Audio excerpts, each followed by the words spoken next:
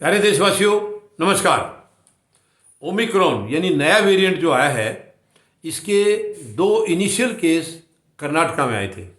उसके बाद एक गुजरात में आया, एक महाराष्ट्र में आया।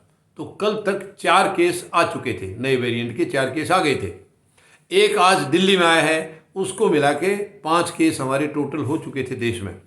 फिर 7 केस महाराष्ट्र में और मिले हैं। तो कुल मिला के दोपहर के बाद तक हमारे 12 केस हो चुके थे। उसके बाद शाम को फिर खबर आई है कि 7 केस राजस्थान में और मिले हैं। तो अब कुल मिलाकर के ये सारा टोटल 7 नहीं, सॉरी 9 केस राजस्थान में मिले हैं। और ये कुल मिला के अब 21 केस हमारे यहाँ हो चुके हैं। भारत में 21 केस हो चुके हैं। और अब ये हमारे लिए हो सकता है एक बहुत बड़ी चुनौती भी बन सकती है। हालांकि जो जानकार हैं, एक्सपर्ट्स हैं, उनका कहना ये है कि शायद ये पहली लहर से ज़्यादा खतरनाक साबित ना हो और हो सकता है इसमें हॉस्पिटल एडमिशन की भी ज़रूरत ना पड़े। ये है एक्सपर्ट्स का कहना।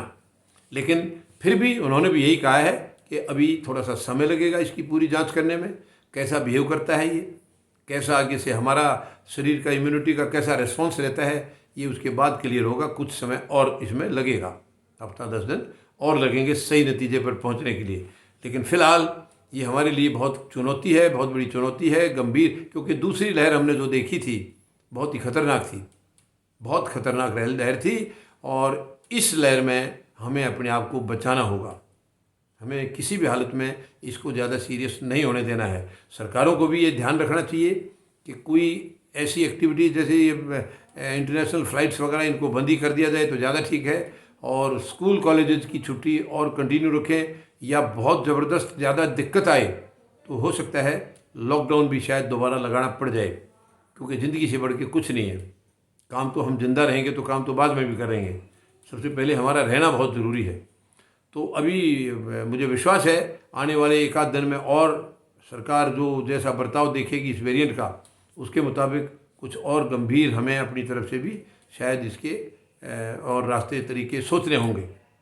अस्पतालों में वैसे तैयारियां हमारे यहाँ हो चुकी हैं। पहले से ये जैसे खबर आने लगी थी, तो अस्पतालों में पूरे बेडों की तैयारी ऑलरेडी है।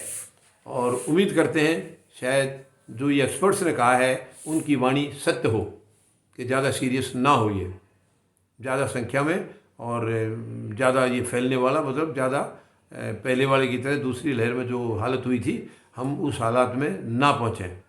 ये मेरा परमपिता परमात्मा से भी निवेदन है और आप सबसे भी निवेदन है कि आप अपने प्रिकॉशन में बिल्कुल कमी नहीं आने दें। और बाहर जब तक बहुत अर्जेंट नहीं हो, बाहर जाना अवॉइड करें। और मेरे ख्याल से तो एम्प्लॉइज़ का भी सरकारों को वापस और 1 आध दिन का इसका बिहेव देख करके शायद उनको वर्क फ्रॉम होम फिर से करना पड़ेगा, ताकि कम से कम लोग, बहुत मजबूरी वाले हैं वो बाहर जाएं, बाकी घर में ही रहें। तो शायद हम अपने आप को बहुत ज़्यादा अच्छी तरह से इस तरीके से बचाव कर सकेंगे। धन्यवाद।